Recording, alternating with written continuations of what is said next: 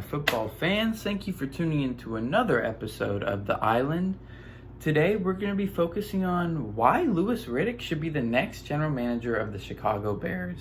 And just want to say thank you for giving this video a view. I really appreciate it. Leave a like if you like the analysis. And here's why I think Louis Riddick should be the next GM of the Bears. You know, I was kind of doing some research, and I found off this one article. I'll leave the article in the bio, but the Bears over the past 40 years have not hired a single GM with prior experience as a GM. Okay, now Louis Riddick doesn't have any experience being a GM, so you could be like, well, what are you even talking about? But let me just go back a little bit and explain where we went wrong with previous hirings. You know, you look at Ryan Pace. The highest position he ever held was director of player personnel. And it's like, yeah, he was a part of that 2009 team. He was a part of rebuilding that Saints team from 2006 after Hurricane Katrina. But he didn't have any prior experience actually like running a team. He was just kind of focusing on a single aspect, which it's a big jump from player personnel to general manager. You can't expect that to happen. The GM before that, Philip Emery, he didn't have any experience either. If I'm looking at it, he was a college scout, a D-line coach, a strength and conditioning coach, and then an NFL scout before he came to being a general manager. And it's just like, why are we reaching? The Mccaskeys family needs to stop reaching for these people. They always think of potential as opposed to like what it actually is. You take a look at the past two GMs, no GM experience. The highest was player personnel or a scouting department director. The last time we hired a GM with actual GM experience was by George Halas. No wonder, a football genius, but his name was Jim Ferks from Minnesota, and he was the GM from 1964 to 1974 until he came over to the Bears. The Bears were a playoff team by 1977, and he built the 1980s team, which, as all of us know, in 1985 they won the Super Bowl with that amazing defense, Peyton. So the last time we had a GM with actual experience, we went to the playoffs and we won a Super Bowl. Isn't that something? And that's not the only thing the Mccaskeys reach for. They also reach for coaches. You look at Matt Nagy. It's like he was only calling plays for 5 games. I get by association, which is the same thing the Mccaskeys did with Pace. He was associated with the Saints franchise, so they thought that he would be a good GM. Wrong. They reached. You look at Nagy. He was associated with Andy Reid.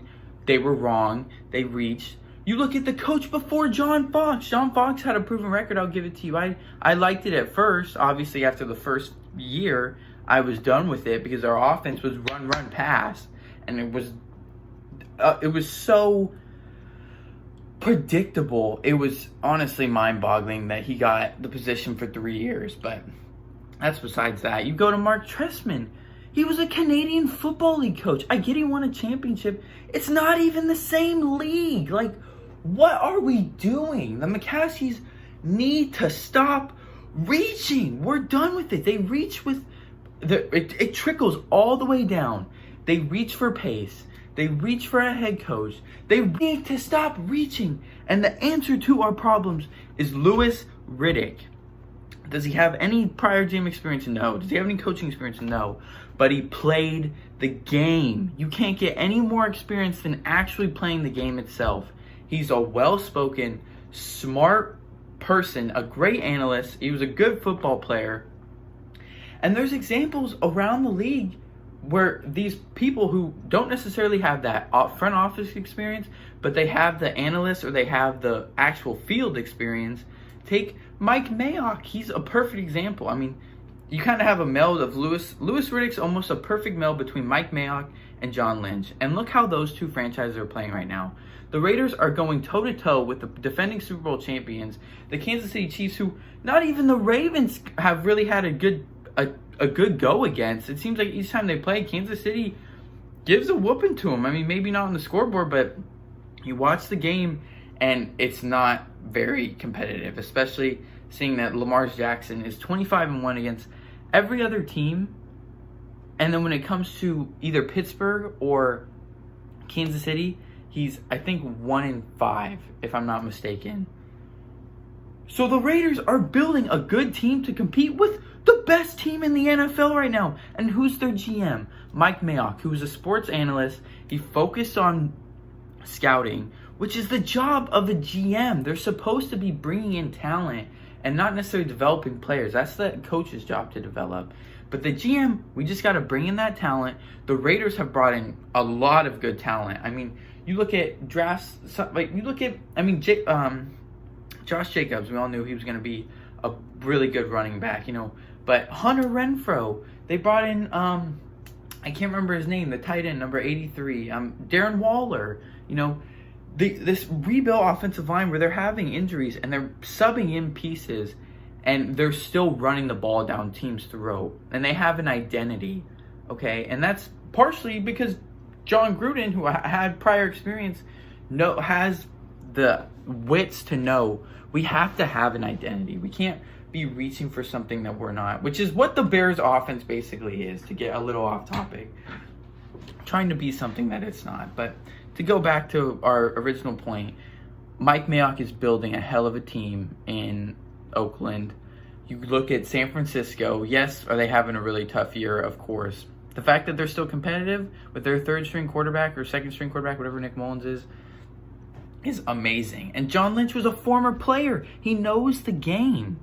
Okay? So if we get a GM like Louis Riddick, who has the perfect upside of sports analysis, sports analyst, he's been in, TV for a little bit, and as well as actually being a player, he would bring in good players who he wants to fit a certain system, and he's going to hire a good coach to fit that system because he's been a player that has been coached. He knows what to look for. And the Mccaskeys need to finally figure this out to the point where you cannot reach. There's no more reaching. We've reached for 35 years, betting that our defense could carry us and reaching for offensive pieces like Rex Grossman.